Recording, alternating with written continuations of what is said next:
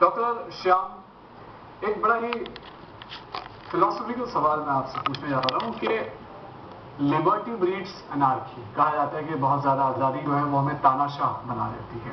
हम आजादी को, अपनी आजादी की हदों को, सीमाओं को कैसे पहचाने और कहां तक पहचाने? आपने बहुत अच्छी बात कही, लेकिन उससे पहले कुछ प्रश्न बच्चियों ने किए। जी, योगेश्वर जी ने कोई बात रखी, मैं उससे आरंभ करूंगा अपनी कविता की एक पंक्ति से कि फूल लिखना के पान लिखना, फूल लिखना के पान लिखना, गेहूं लिखना के धान लिखना, कागज पे चाहे जो भी लिखना, दिल पे मेरे हिंदुस्तान लिखना। तो जब तक हम सब में ये बात नहीं आएगी, हम कोसते रहेंगे समय को, सरकार को, सबको। मैं आपको ये बता सकता हूं कि कमियां हैं, अभी बहुत कुछ अचीव करना है, लेकिन हमने प्राप्त भी बहुत किया। शास्त्री जी के साथ हम स्कूल में जाते थे तो हमारे पास क्या कपड़े होते थे, क्या सुविधाएं होती थी, उसके मुकाबले में आपके पास क्या? सबसे पहली बात, जब हिंदुस्तान आजाद हुआ, मैं चिकित्सक हूं, जो एवरेज उम्र थी 27 वर्ष थी, आज 67 वर्ष। उस वक्त बहुत सारी महामारियां थी, चेचक था, पोलियो था। बिल्कुल। आज से 15 साल पहले तक मेरे पास फरवरी से लेकर जून तक कम से कम 100 पोलियो के केस आते थे। आज से 25 साल पहले तक कितने ही चेचक के केस आते थे। उनसे मुक्ति पाई, क्या ये आजादी नहीं? बेशक। लेकिन दूसरी बात कही बच्चियों ने कि स्त्री क्यों हो। देखिए, सरकार और कानून एक पक्ष है, परिवार और समाज को भी लेना पड़ेगा। जहां कोई लड़का छेड़छाड़ करके आता है, मैं यहाँ महिलाएं भी बैठी हैं जो शायद अध्यापक हैं, मैं ये कहना चाहूंगा कि घर पर ऐसा बच्चा आता है, बेटा भतीजा आता है, तो आप मत उसके लिए खाना बनाइए 1 महीने के लिए।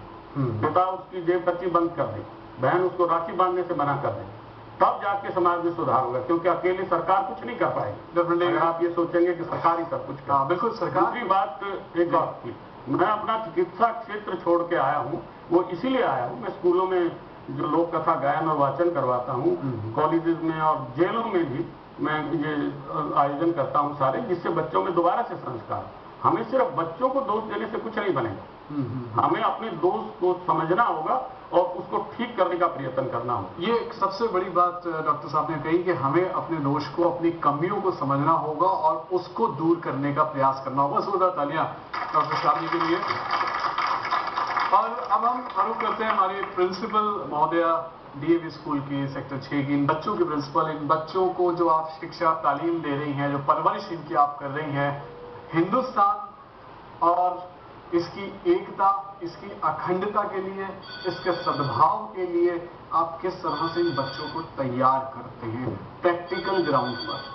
मैं आपके प्रश्न के उत्तर में यही कहना चाहूंगी कि जो माता पिता इन बच्चों को हमारे हवाले कर रखते हैं कच्ची उम्र में, और उस कच्ची उम्र से लेकर किशोरावस्था तक हम इन्हें तैयार करते हैं, इनके अंदर वो जज्बात जगाते हैं जो देश प्रेम के साथ जोड़े रखते हैं। बचपन से हम इनको, चाहे वो इनकी असेंबली हो, उसमें किस तरह से इनको भावनाएं इनके अंदर पैदा की जाती हैं।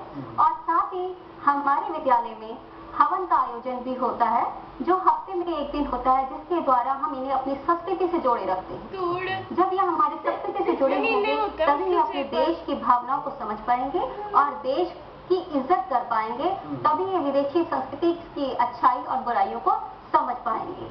और माता पिता की भावनाओं को ध्यान में रखते हुए हम ये चाहते हैं कि हमारे बच्चे जब विद्यालयों से निकले, हम इन्हें, ये कच्चे घड़े के समान है, हम इन्हें जैसा ढालेंगे ये वैसा बनेंगे। तो हम कोशिश यही करते हैं कि जब ये बच्चे हमारे विद्यालय से निकले तो ये जाके अच्छी जगह अपना पैरों में खड़े हो सकें, अपनी शिक्षा के लिए अपने विषय का चयन कर सकें, जो आज़ादी इन्हें मिली है अपने विषय का चयन करने की, रोजगार का चयन करने की, ताकि ये अपने जीवन को सुखद बना सकें। बड़े बड़े महात्माओं के आपने यहाँ पर नाम लिए, जिन्होंने देश को आज़ाद कराने में बहुत महत्वपूर्ण भूमिका निभाई, लेकिन जब तक कि हम शहीदों को सैल्यूट न कर ले, तब तक हमारी आज़ादी जो है वो पूरी नहीं। तो मैं ये आपसे जानना चाहूँगा कि आप मेरे कितने बच्चे ऐसे हुए जानते हैं कि कौन कौन शहीद बहुत हुए हैं, लेकिन हमें कुछ शहीदों के नाम मालूम है। बताइए कौन कौन शहीद हैं जिन्होंने जवानी की उम्र में ही अपने आप को खत्म कर लिया सिर्फ अपनी भारत माता के लिए? बताओ। जो आपने कहा कि जवानी की उम्र में ही कुछ फ्रीडम फाइटर्स ने अपनी जान दे दी, उसमें सबसे पहले तो भगत सिंह आते हैं, जिन्होंने हंस खेल कर अपनी जान अपने भारत माता के लिए सौंप दी है। चंद्रशेखर आजाद आज़ादी के लिए बहुत। सर राम प्रसाद बिस्मिल, सुखदेव और राजगुरु, जिन्होंने भगत सिंह के साथ मिलकर उनकी हर देश प्रेमी को ये संदेश दिया कि हमारी भारत माता और उनको बचाने के लिए हमें अपने जान तक देनी पड़ सकती है। रानी लक्ष्मीबाई ने भी बहुत ही यंग एज में अपनी जान अपने देश के लिए दे दी थी। बहुत सारे शहीदों के आपको नाम बताएं। ये बताइए आप किस तरीके से सेलिब्रेट करते हैं आप लोग 15 अगस्त को? सबसे पहले झंडा लहराते हैं, फिर बहुत सारी ट्रेडिशनल डांसेस होती है और बहुत सारे होते हैं, और लास्ट में खत्म होने से पहले नेशनल एंथम करते हैं। ओके, हमारी प्रिंसिपल ट्राई कलर बलून्स भी हवा में लहराती हैं। जितने भी हमारे विभिन्न संस्कृतियां हैं वो उस दिन अपनी कला का एक साथ मिलजुल कर प्रदर्शन करें, ताकि हमारी एकता बढ़े, हमारे अंदर हमारे भारत को एकजुट रखने की भावना सदा जगे। बहुत खूब, बहुत खूब। अच्छा, 15 अगस्त के दिन हमारा देश कैसे सेलिब्रेट करता है 15 अगस्त के दिन आजाद? हमारे देश में बच्चे घरों में पतंग उड़ाकर सेलिब्रेट करते हैं, देश को एक साथ बनाए रखने और उसके तरक्की के लिए कार्य करने की संकल्प लेते हैं।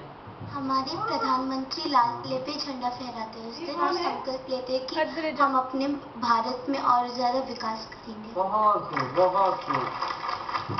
अच्छा, ये पतंगे जो उड़ाने का सिलसिला है, ये इसके लिए मैं अपने विशेषज्ञों के पास जाना चाहूंगा। गोपेश्वर जी, पतंग उड़ाई जाती है और ये किस बात का सूचक है, क्या बताता है, क्या मैसेज हमें इससे मिलता है पतंगों से? ये पतंग जो खुले आसमान में उड़ती है, हाँ, तो ये उड़ान जो है मनुष्य की स्वतंत्रता की आकांक्षा